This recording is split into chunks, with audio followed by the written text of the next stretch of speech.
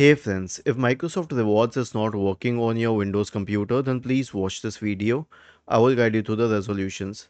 So first of all, if you're using any VPN, simply disconnect and disable it because it does not work with a VPN.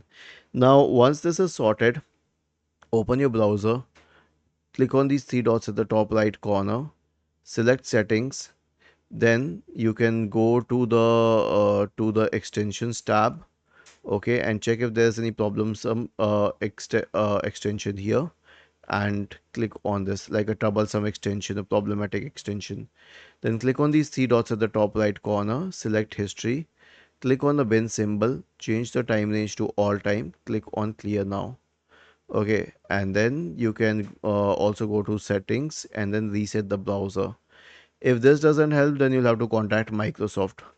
Was this helpful? If yes, then please subscribe to the channel. If not, then let us know in the comment section of the video on how we could help you further. Thank you for watching this video and have a nice day.